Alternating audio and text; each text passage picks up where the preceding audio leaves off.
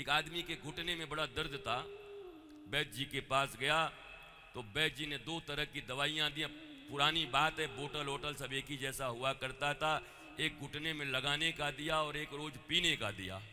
अब बोतल एक ही जैसा था, 7 दिन के बाद आया तो घुटना तो जैसा तैसा था ही, लीवर भी खराब हो गया।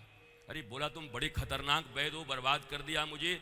बोला तुम्हारी बात मैंने मानी, मेरी ये हालत हो गई। वैद्य जी ने पूछा क्या किया भैया? बोला देखो इसको रोज पीता था, इसको लगाता था। बोला सत्यानाश हो तेरा, लगाने वाले को पी लिया और पीने वाले को लगा दिया। इस दुनिया में ऐसा ही होता है। धर्म पीने की वस्तु थी तो तुमने ऊपर ऊपर लगा लिया, और पैसा लगाने की वस्तु थी तो तुमने पी लिया। तुम्हारे खून में भी पैसे ही दौड़ते हैं, तुम्हारे खून में धर्म दौड़ना चाहिए तो धन दौड़ रहा है तुम्हारे खूनों में। जो लगाना है उसको लगाओ, जो पीना है उसको पियो। मना नहीं है, धनवान होना मना नहीं है, पैसे कमाना मना नहीं है। अरे खूब सम्राट बनो, परिश्रम करो, पर एक बात और याद रखो, भारतीय आध्यात्म में अगर विश्वास रखते हो तो जीवन में जितना सुख और तुम्हारे प्रारब्ध के अनुसार जितना धन लिखा है वो तुम्हें मिलेगा ही। तो हम क्या कुछ नहीं करें? नहीं भी करोगे तो मलूक दास ने ऐसे ही कहा था, मैं भगवान टगवान नहीं मानता। बोला चो, बोला तुम्हारा अगर भगवान है तो कल मैं भूखे रहूंगा और भगवान मुझे ढूंढ के खिला दे। और मलूक दास चले गए कहां?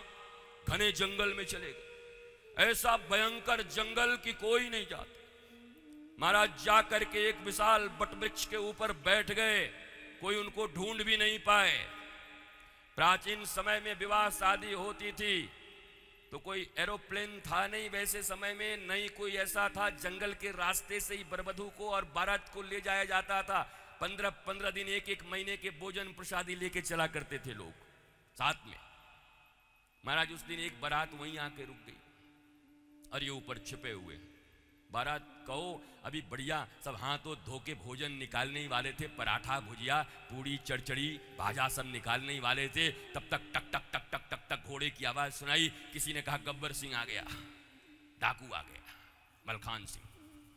और महाराज भागे, सब सामान छोड़ करके, बरबधू बचाओ खुद जान बचाओ, सारा सामान छोड़ के भागे।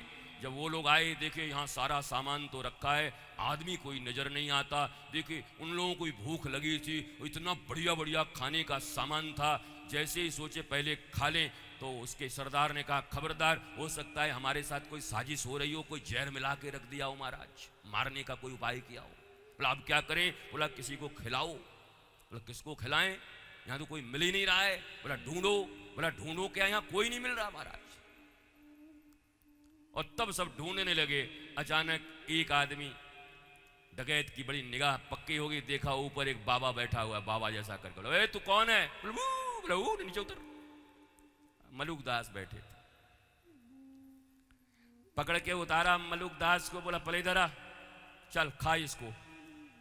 अब महाराज इतने आइटम थे, और सब आइटम ठूस ठूस के जब उनको खवाया गया तो बोले हे भगवान अब हम जीवन भर मानेंगे, बस आज क्षमा कर दो, हमको पता है तुम कहीं भी ढूंढ के खिला सकते हो। बोला नहीं नहीं, डकैतों ने इतना ठूसा, तब कह दिया मलूक दास ने अजगर करे न चाकरी, पंछी करे न काम, दास मलूका कह गए सबके दाता राम।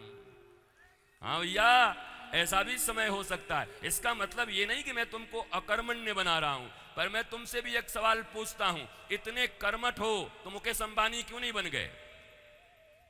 तुम्हारे जीवन में बहुत सारी परेशानियां तो कुछ ज्यादा करने से हैं। एक आदमी बोला गुरुजी ऐसे ऐसे ऐसे क्या करूं? हमने कहा जो कर रहा है बंद कर दे, जितना आफत पाल के रखा है बंद कर दे, जिंदगी ठीक हो जाएगी।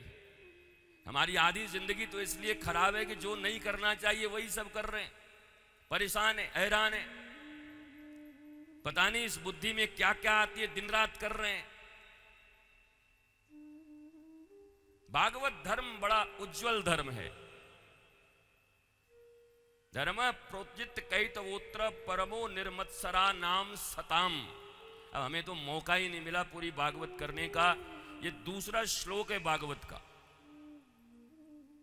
बोला कैसा धर्म होना चाहिए? बोला कैतव रहित, कपट रहित धर्म का पालन करो। अब आप अपने दिल पे हाथ रख करके बोलो कि कपट रहित धर्म का पालन कौन कौन करता है? धर्म का पालन तो करते हैं, पर उसमें कपट मिक्स है कि नहीं है, बताओ। सोच लो, आज न सोचो तो 2-3 दिन और सोच लो, अभी तो 3 दिन में ही, चिंता किस बात की, सोच लेना। कहते हैं उज्जवल धर्म उसको कहते हैं, प्रोज्जित धर्म उसको कहते हैं जहां कपट नहीं हो। और एक बात और कह दिया व्यास जी ने, और यही बात तुलसीदास जी ने कह दिया, यही बात वाल्मीकि जी ने कह दी कि दुनिया में सारे लोग, महाकामी आदमी भी धार्मिक हो सकता है। कौन हुआ? बोला बिल्व मंगल हो गया, वेश्या के पास जाता था और उसके बाद इतने बड़े धार्मिक बन गए कि महाराज इतना बड़ा ग्रंथ लिख दिया।